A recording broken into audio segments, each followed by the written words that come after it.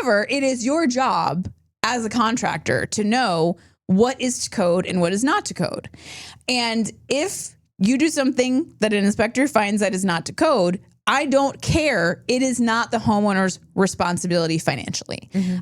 I will die on this hill. Well, hello and welcome back to another episode of Chicks in Construction. I'm your host, Mikki Paradise, and this is my illustrious co-host. Hi, I'm Jessica Abram. So listen, I realize that, the pod is ever evolving. Ever evolving. And apparently one thing that most people do is when they start each episode, they give a little synopsis of what this is about for the newcomers. Apparently that's a pro tip. There we go. I think it's just everybody knows that except for me. So to give you a recap of what this podcast is for, basically it is our mission in life to help homeowners have better experiences when they are dealing with contractors. And it could be a general contractor with a renovation, or it could be you need a new roof, or you need to switch out a toilet, or some shenanigans like this. We want to be able to arm you all with as much knowledge as we can, so that when you have to engage with general contractors or tradespeople of any sort, you kind of just have a better understanding of what's normal and what's not normal. And we do that by reading what we call homeowner horror stories, which are stories that are submitted by you, by our illustrious, beautiful, amazing audience that we love. Thank you for subscribing. No, really, thank you for subscribing. So you guys write in and share your stories of what happened. And then me and Jess, mostly Jess, reads the story, and then I react. And horribly. I'm ridiculous. I take it too far sometimes. That's what I'm well known for. Just a little too much, being a little too much. So that's what we do. This is what we do on the podcast. And then we start this first section is for the Chickie Chat. Hashtag Chickie Chat. Yes, I did. I did just do that, just so you know. Oh, and for you who are listening, I did the hashtag sign with my fingers because I'm old. So I just wanted everybody to know. Also, we have these amazing new cups. I'm very proud of us for having cups now with our logo on them. We had them made because we are doing a giveaway that we announced it already, but we have to pick the winner. We do. And we got a cup for part of the merch that our winner is getting. So one very lucky winner is this beautiful cup. Gonna get this beautiful insulated 30-some plus ounce cup. Whoa, look at Jess. She's doing good. I had to have my Vanna moment. I was about to say Vera, but that's different. It's Vanna. Vera Wang makes wedding dresses and has a line at Kohl's. I don't know. I don't know. I don't know. The amount of knowledge that is the useless knowledge that lives in here is vast. Wow. It is vast. So there's a story that I've been meaning to tell for some time now. Okay. And I was like, I'm going to make sure that we talk about this on the show, because the point is I want everybody to know that this stuff happens to everybody, no matter how much experience and knowledge you have. Because that's one of the things that when people write in, they talk, it's like they almost feel a little ashamed. I should have known. Actually, you shouldn't have. If somebody doesn't tell you how the construction world works, why would you know about the shenanigans that happen inside? Right. It's like going to the doctor and expecting yourself to tell them, this is the diagnosis I have. This is the medication I need. This is the... That's not how this works. So, sorry, taking a sip. So I think it's important that you guys understand that, number one, contractors do not care whether you claim to have construction knowledge or not. If they gonna scam, they gonna scam. So, as we have discussed, my fence has been crashed into twice now.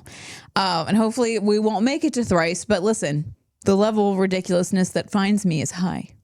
So, and the first time that a car ran through it, it was actually the angle of the car was a little bit different. So they took out more fence panels than they did this time.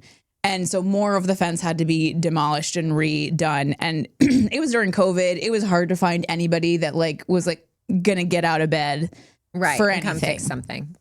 So my neighbor at the time, which he has since moved out, had a friend, a buddy, He had a buddy that did air quotes. fences. Air quotes around buddy. I was like, okay. So I reach out to him. I'm like, hey, here's the fence situation. He comes out, gives me a quote of like $8,000, which is pretty spicy. It's pretty spicy, but I was like, he was the only guy that I could even get to come out. So it was just like, all right, I guess we're going with this guy. So there was never a contract, which in this case benefited me, but it wouldn't have if things had gotten further. Because if we were under contract and I had some obligation to whatever, I don't know how that would have gone. But we just agreed on a price, and it was like he told me which day he was going to start, and that day came and went. And then the next day he was going to start, that day came and went.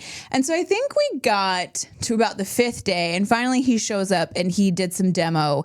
And I'm not like, it's funny in some of the stories, the way they talk about, oh, he did 2.5 hours of work and then left. That hits me right in my soul, because that's exactly what this dude did. Like, apparently I was annoying him enough to where he thought coming up and showing up and doing 2 hours of work would have appeased me. No, you piece of human trash. What would have appeased me is my damn fence being fixed, complete. How whole much did thing. you give him at this point? So, beauty of the no contract thing, and like I guess the neighbor thing, nothing. I hadn't paid him anything. Oh, okay. He had ordered materials allegedly, but they had not been delivered. Oh. So he comes and does about 2 hours of work, which made the gap in my fence even larger because he demolished a bunch of panels. And at the time we did not have the invisible fence.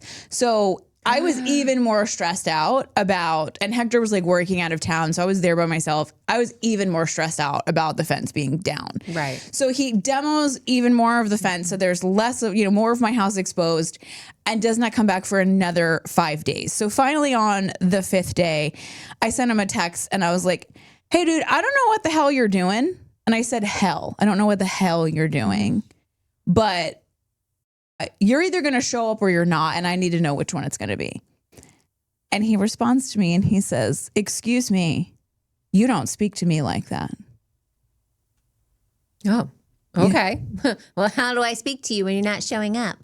I said, okay, we're done here. Mm-hmm. I said, here's the deal. If you find the word hell to be offensive, I'm really gonna rock your world. That is my least offensive word in my repertoire. Yeah. I have a vast dictionary and vocabulary of the curse words, and I am a wordsmith, if you will. My ability to weave together curse words and insults and offensive things is Olympic gold level over here. Okay. If it was an Olympic sport, I would have several gold medals. So if you find, I don't know what the hell to be offensive, we should stop working right now.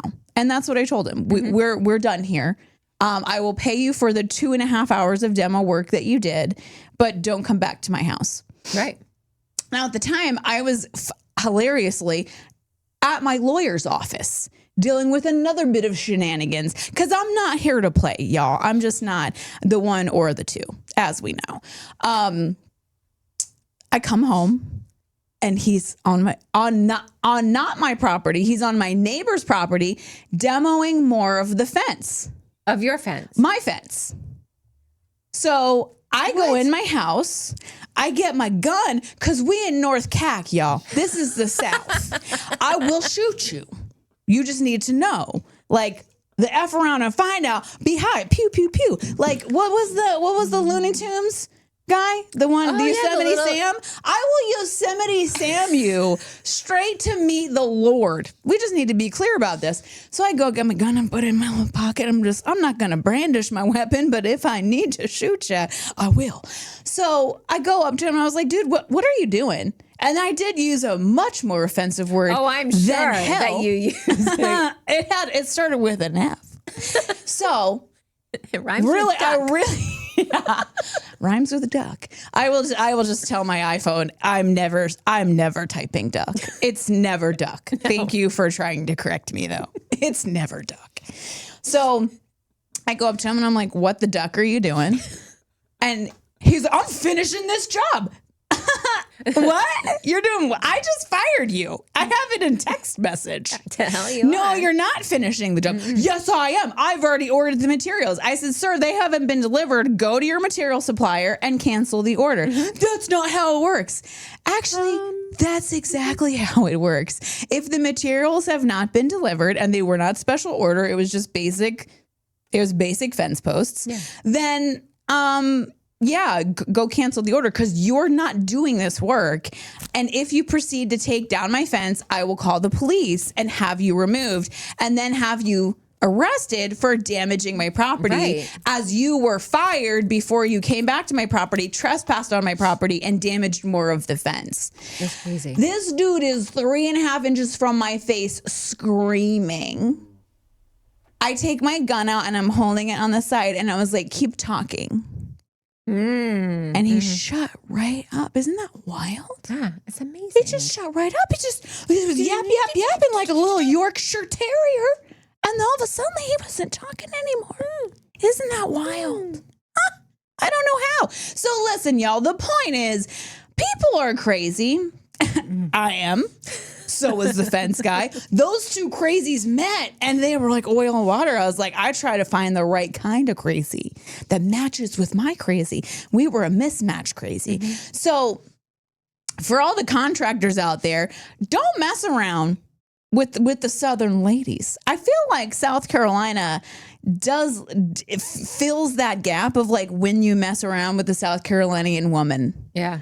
You will end up on the news. You will end up on the news. Because the South Carolina is our most written in state for the homeowner horror stories. So I'm just saying, don't mess with the Southern ladies. We know. We be packing. We know how to match it with our outfit too. Don't get it twisted. Okay. I just think it's the reality is that a contractor that's going to be shady is going to be shady no matter what. I will say, I don't think he would have done any of that if he were dealing with Hector. I think that he felt like he could intimidate me. He felt like he could use like his size, and he was standing 3.5 inches from my face. He wasn't aware at the time I was packing heat, but he did learn. However, not everybody feels comfortable with that. So I just think it's something to understand is that it just happens to everybody. And some of us are a little bit more versed in, what level we gonna F around and what level they gonna find out. You know what I'm saying? So I just wanted to let you all know, hold on, I'm going to take a sip. I hope you're hydrating. Okay. I hope you're hydrating. And if you aren't, let me know about this cup. Let me know. So with that said, we're going to get into today's story. This isn't a super long one, so this might be a shorter episode. You might like that. I don't know. You let us know or don't. Find out. I will say, I was telling Jess, I was like, we got to talk about the comments. Something, again, a lot of this content is very triggering. For people who are being shady. Yes. And I think for people who feel like what we're saying is about them. And sometimes it is and sometimes it isn't. So we posted a reel from our last episode about inspections. And this is a very hot topic right now because almost all of our homeowner horror stories involve a contractor who got it, like knew enough to get inspections, even though I think they were all unlicensed. But they knew enough that they needed to get inspections, got inspections, failed the inspections, and then turned around and forced the homeowner to pay. And what I'm saying is absolutely not. No. Absolutely not. Never, ever is that your financial responsibility.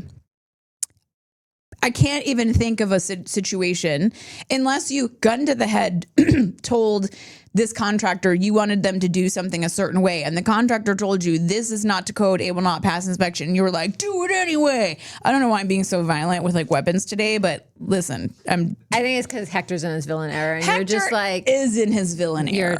And I've been dealing with Hector starting miniature fires all over town in multiple jurisdictions. And that's normally my job. So I'm real thrown off, feeling real violent in my soul.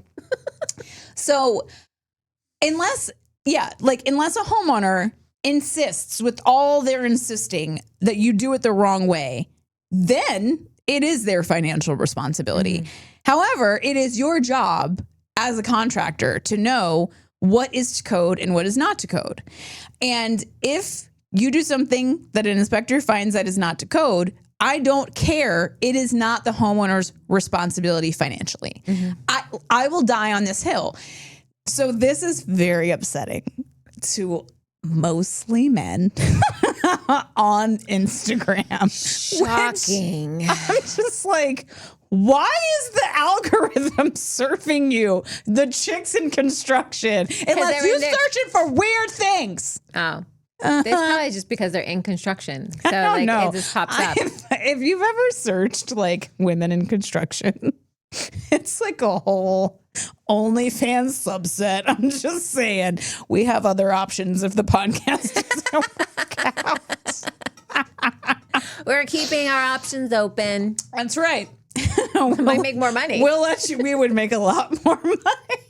Since we don't make any money yet, it would be a lot. So these dudes get very upset, and they're trying to explain themselves. And here's my thing. I'm not saying that inspectors can't be total dicks. They can.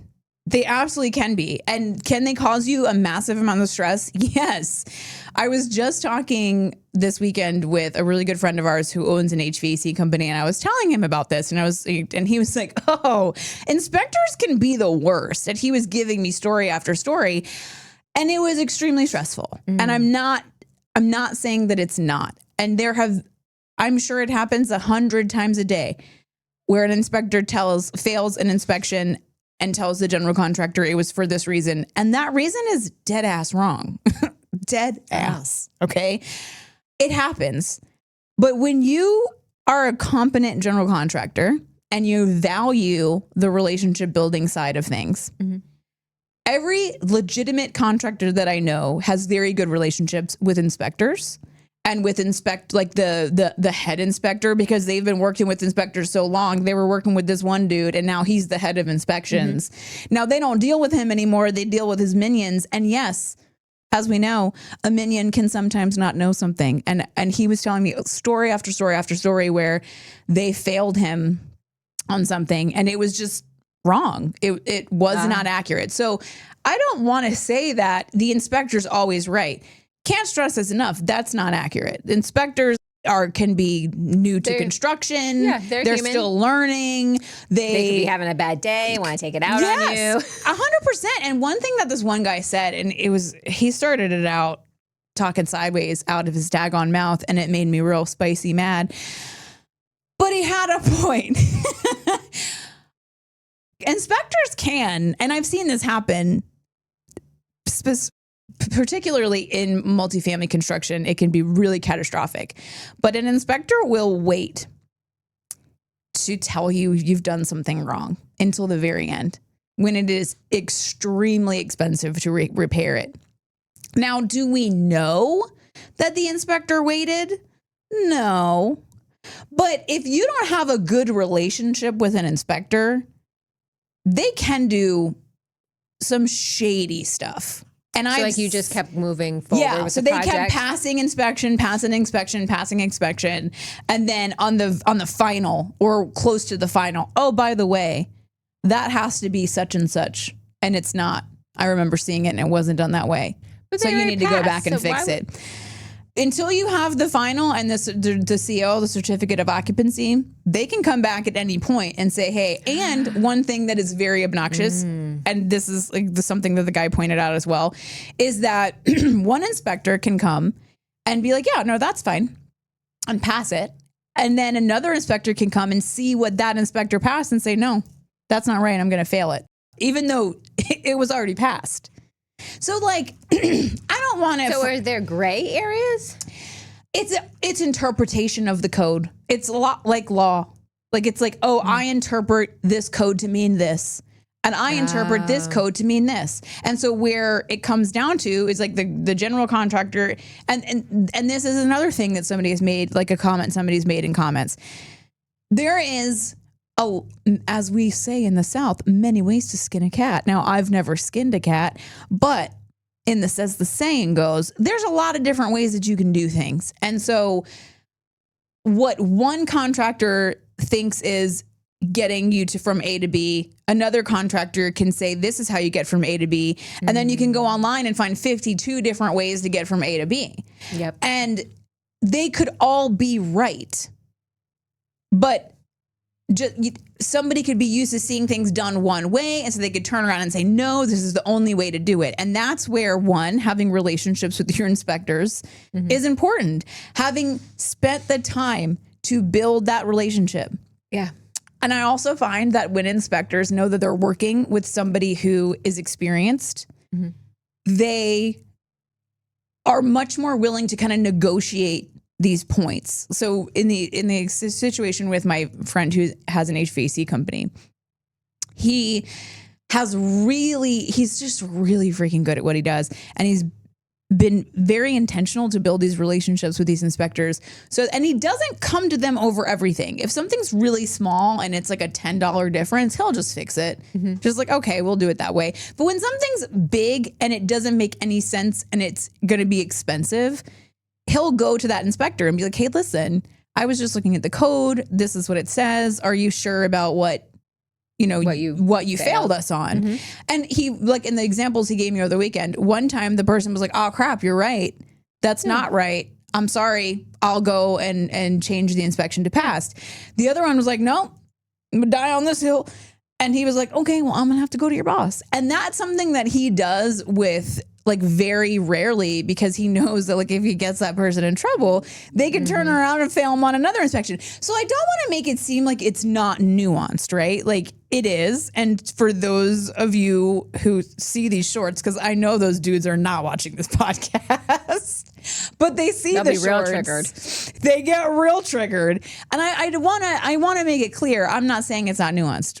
I'm not saying it's not, but if you can't defend to the code something that you did to the point where it's indefensible, then this is a learning moment for you, not the expectation of the homeowner to pay for you to learn how to interpret the code. And so that's the thing that I want all homeowners to know, is that if the inspector can defend their interpretation of the code to the point where even their boss feels like, yeah, no, they're right, then it's not that, the inspector's being ridiculous. It's that your contractor didn't have enough experience to know that, like, yes, there's a lot of different ways you can skin a cat, but an inspector's looking for some very specific things. So this is how we're going to do it because I know this inspector and I know what they're looking for. That's your lesson to learn at your expense, not the homeowners. And I would love, let's just open it up. If you're a general contractor and you had a situation where an inspector was dead wrong and you defended it all the way up and they still sided with them, I would love for you to share that with us. I would love for you to prove me wrong. There seems to be a lot of people that are very upset about this topic. So prove me wrong. Share your story. Go to chicksandconstruction.com and share your story with us so that we can offer that to the audience. The whole point is education, right? So we want to know. I can't see a world in where it makes sense where you turn around and charge a homeowner for a failed inspection, because I know as a tradesperson, if I did something that caused them to fail their inspection and it was indefensible, but per code, I'm going to go fix that. And I know I'm not getting paid to do it. It's a big deal when a general contractor fails an inspection. It matters. So if you are the reason why somebody failed an inspection, you're going back and you're fixing it and you're not getting paid. Right. Yeah, it's just one of those things. It's just one of those things. So I wanted to touch on that because it's a real touchy subject. There's a lot of dudes on Instagram. And there was one chick, we had to block her because she immediately came for our faces and wardrobe, which rude. Look at this face. But yeah, so sorry, dudes. There we go. Stay hydrated out there, though. Yes. Gotta stay hydrated. Check out our cups. There's nowhere to check them out yet, but hey, if you're interested, let us know down below. All right, so we're gonna get into our homeowner horror story. And listen, I started reading this and I was like, what? It goes from 0 to 100 very quickly. Yeah. It does. So it came to us from, we're going to call her Maeve because she has a nice old lady name. She does. I'm Old sure lady she's name. a delight, but Yes. Maeve. And she's in Connecticut. I was surprised. I was like, this sounds like a real South Carolina story. But nope, it comes from Connecticut. So she says, I wanted new countertops. That was it. The laminate ones we had were from 1987. Nice. I can just picture them. I can, I honestly. can picture them. I'm imagining like a wood trim with like the brown, like formica. I wanted to say formaldehyde, but I was like, wow, that's a harder word. Why is that where your brain's going? So picture it. Yes. And they looked at chipped edges, that ugly brown color, burn marks from where my husband set a hot plate down years ago. I wanted quartz, nice and clean, white with little gray veins running through it. Oh, I can see it. It looks good. Yeah. It's great. It looks like Carrara marble, but we can't afford that. So we're going with man-made, which I support. Yes. I wanted to replace the backsplash with subway tile and get a new sink and faucet. Oh, yes. The cabinets were fine. I just wanted to freshen things up. Yeah. My neighbor's son said he knew a guy who did kitchen work. His name was Mike. We can't just know a guy. Yeah, I mean, doesn't seem to go well. He came over on a Tuesday afternoon, looked at everything, took some measurements with his tape measurer, started talking about undermount sinks and something called a waterfall edge. Ooh, I do love a waterfall edge. And how the backsplash would need to be done before the counters went in or maybe after. Definitely after. I couldn't really follow what he was saying. Okay. Fair enough. He used a lot of words I didn't know. Words, and some numbers. That's my favorite phrase. A lot of words I didn't know, and he said them fast, like I should understand. Ugh. I feel like this is becoming a red flag. The speed talker. Slowly happening. It's like, I imagine like the auctioneer, and we're going to do your countertops, and then we're going to do your... Which I did that last week. I did an auction at a nonprofit, and it was a dream come true. It was so fun. Just was there. Yeah.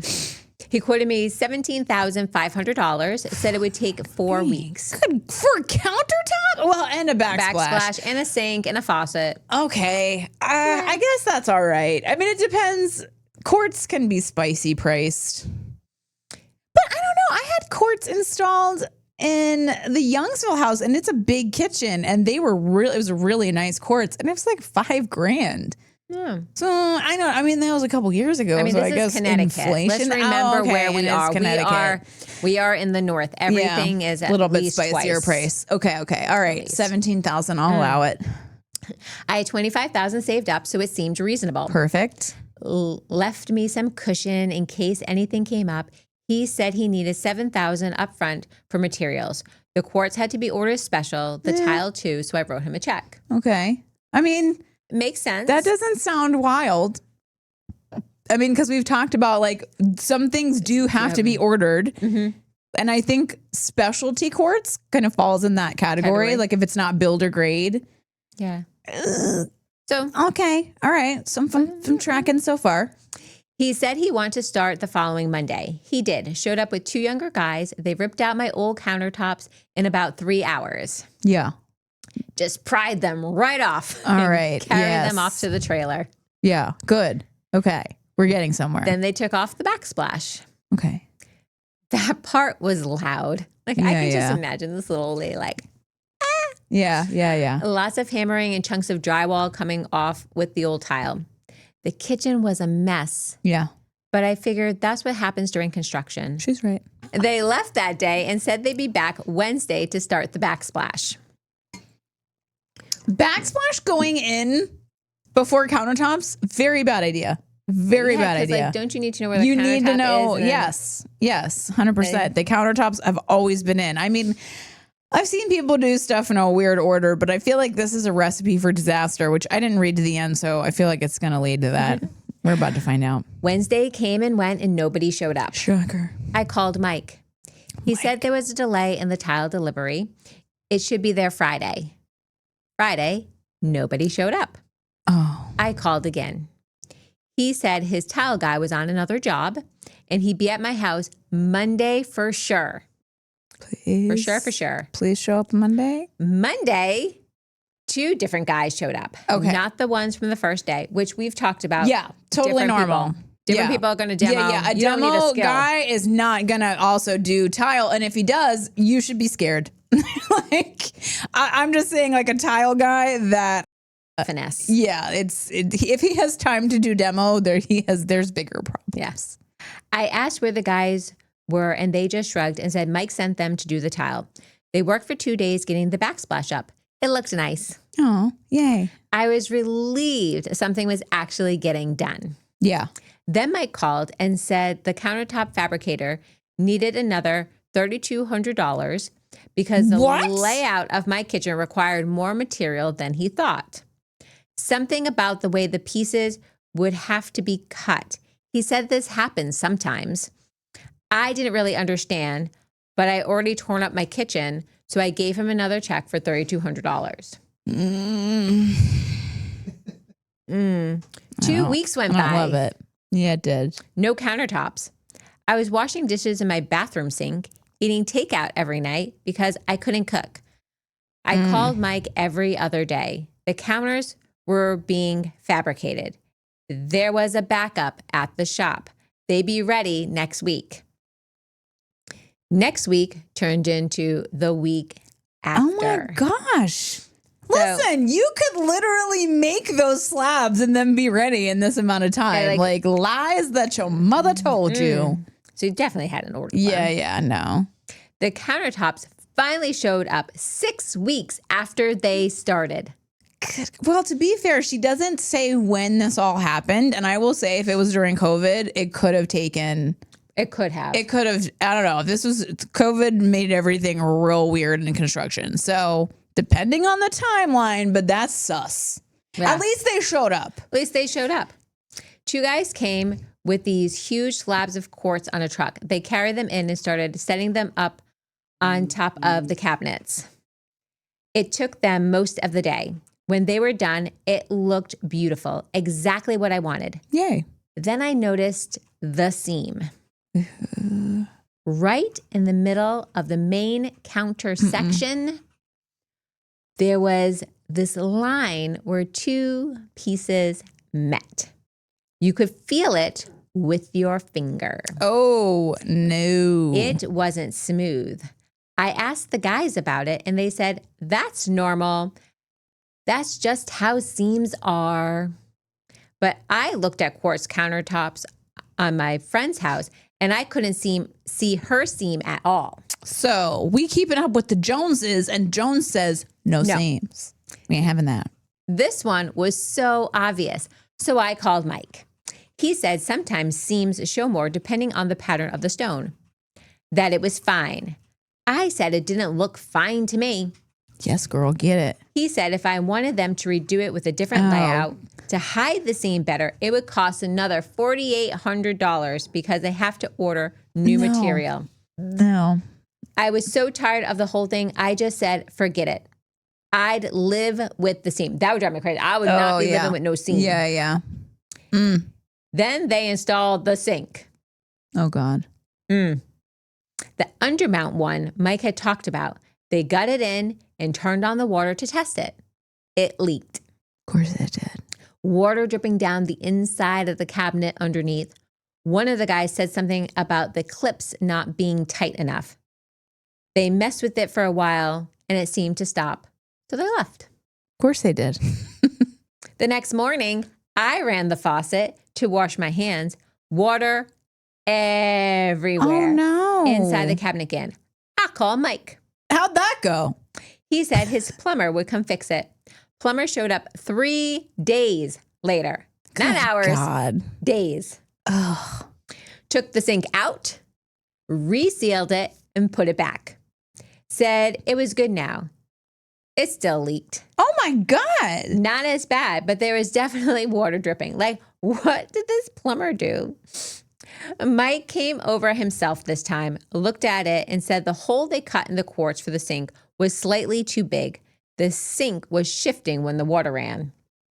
Is that a thing? I don't even know. That's a new one. Now I could see that, like, if they cut the hole too big, but when you install an undermount sink, plumbers use like a kind of a silicone caulking, and it's like heavy duty. It's like real thick.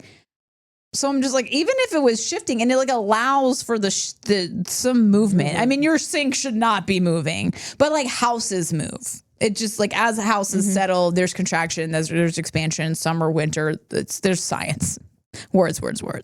But that's why silicone has like it has a little ability to move. So that doesn't make any sense. It's like they didn't properly install it. Is how it sounds. But I mean, I wasn't there. Yeah. He said they have to take the counter back off, take it to the shop, fill the hole, and recut it. That would be $2,100. No. I lost it. Good. I told him this was his mistake, not mine. Yeah. Why should I pay to fix something his people did wrong? He said the template must have been off by a fraction, and these things happen in fabrication, that it wasn't anybody's fault. Just one of those things. I'm using air quotes for just one of those things. Like, okay. It's crazy. Yeah. I said I wasn't paying to fix his screw up. He got quiet. Then he said if I wasn't going to pay for the repair, he couldn't really do anything else. The job was basically done except for this one issue. I asked, what about the faucet? They hadn't even installed the faucet yet.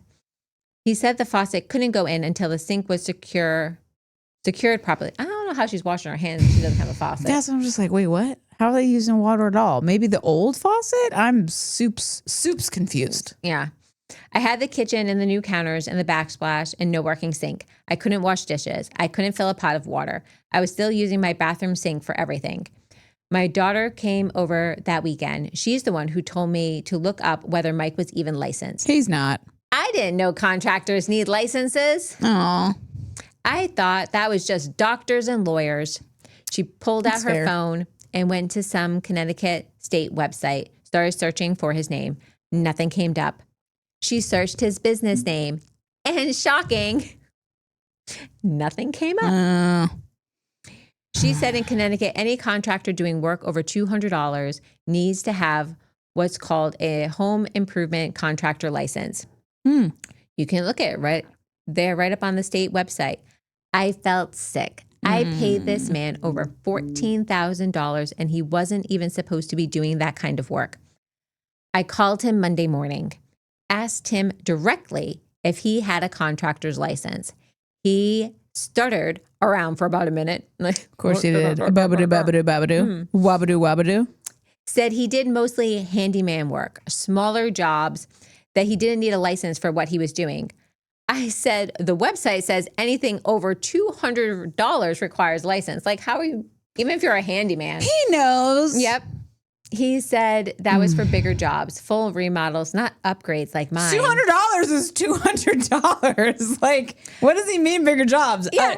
It's not like a conversion from yen to US currency. It's $200. It's $200. That's not bigger jobs, smaller jobs, $200. I said my job was $10K. I mean, it was like, didn't it start at 17? Yeah, I said my job was over $10K. Yeah. That's not a small job. He said I was making a big deal out of nothing. Oh, of course you were. That the work was done. It looked good. It wasn't done improperly. She couldn't use her sink. I just needed to pay for the sink fix, and we'd wrap everything up. Listen, this is how people die. Yeah. I said I wanted to see his license number. He said he didn't have it on him. I said to email it me. He said he would. He must have kept saying that he does have it. Never got an email. I texted him the next day, no response. Day after that, same thing. Lady, you ain't never going to hear from this man. I called and it went straight to voicemail. I drove by the address on his business card. Oh, let me guess. Like, is this like an apartment complex? It was the UPS store mailbox.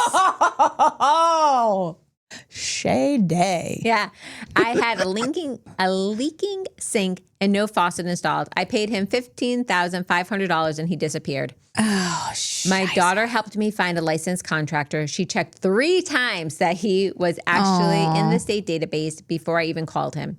He came out and looked at everything. Said the backsplash work was decent. The counters were okay, except for that seam and the sink hole being cut wrong. He said he could fix the sink issue and install the faucet and make sure everything was sealed properly. His quote was $3,800.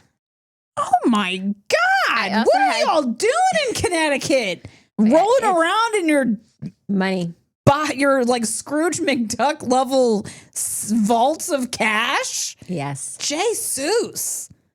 It's expensive up there. I mean, whatever it is down here, it's always more up there. To install a sink, a faucet? Good grief. And to fix the counters. Okay, how did she say how they fixed the counters?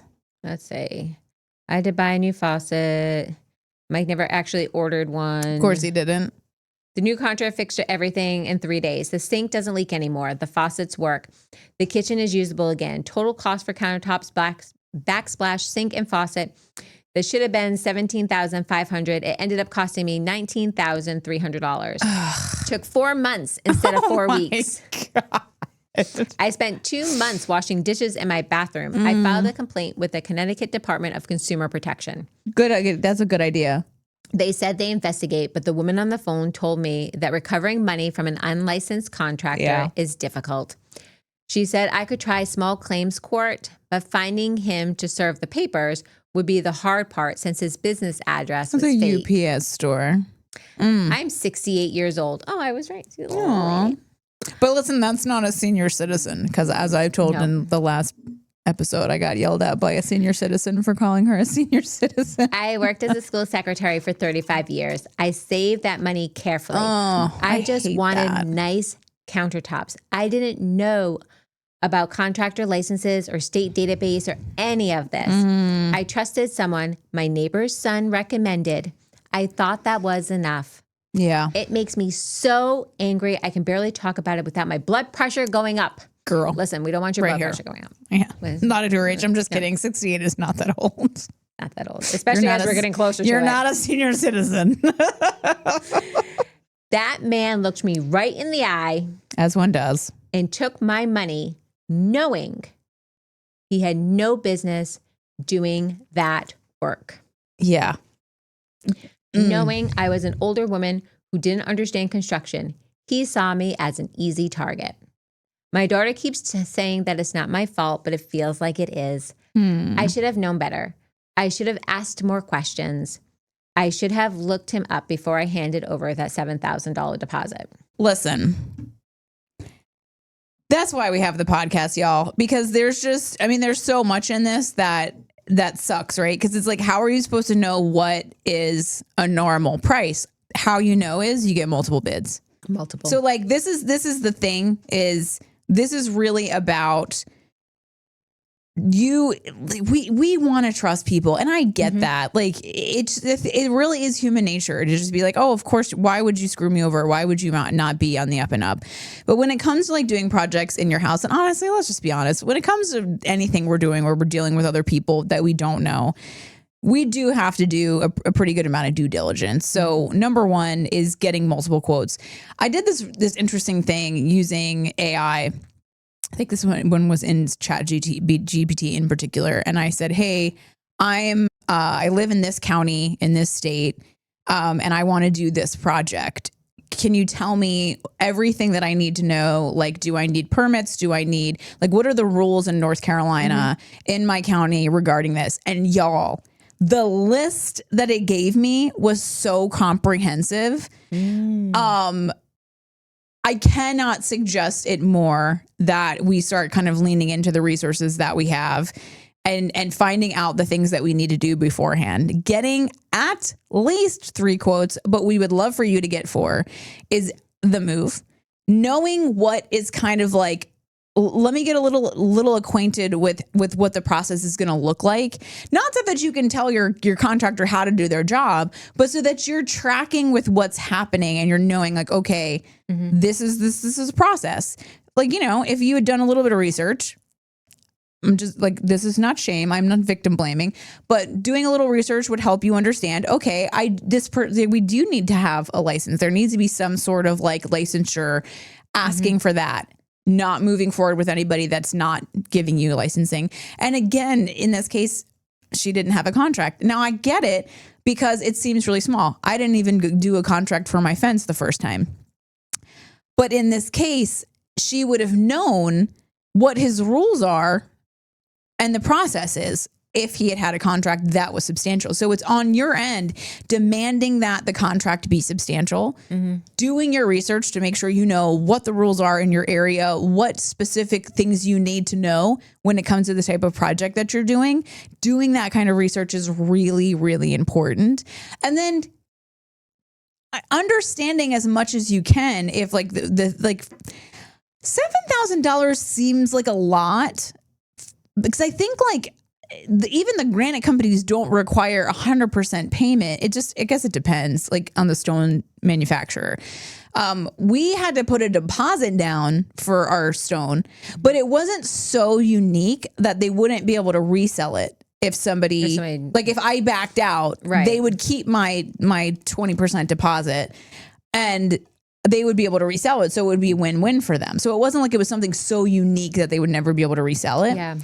So learning like what is industry standard in the thing that you're trying to do. So when somebody comes back and says, oh, I have to order, you know, this stone, we have to pay in full for the stone. Do you? Because I know it's different from place to place. Like we bought cabinets from somebody that we had to pay for them in full. Like in order for them to start manufacturing them, we had to pay for them in full. Okay. So knowing what's normal, I think would help a lot of homeowners, like doing that research before, even if it seems like a really small project. Yeah. Doing that research before, I think is really, really important. Anytime you do research before a project or anything that you do, it always turns out in your benefit. I think so. That 5 or 10 minutes is really going to save you a lot of headache. Yeah, for sure. So guys, I hate that this happened, and I'm sure you all have your own stories, which as horrible as they are, and as much as it makes the vein in your forehead pop because your blood pressure is through the roof just thinking about it, those stories, when you share them at chicksandconstruction.com, they help so much to help us educate people so that, you know, other people don't make the same mistake, because as we've discussed, learning the hard way is overrated. So if you would go to chicksandconstruction.com and share your stories with us, then they will be shared with our 27,000, almost 29,000 subscribers. I've clearly got my finger on the pulse. So we appreciate you. We love you. Please like and subscribe, as many of you are doing. We want to keep that going because eventually we want to be influencers. I just want people to give me free things. I don't know. There's something wrong with me, but you all know that by now. So Jess, where can they find us on the socials? On Facebook, LinkedIn, and Instagram is at Chicks and Construction Podcast. On TikTok is at Chicks and Construction. Look at us getting so professional at this. Just kidding. All right. We love you. Bye. Bye.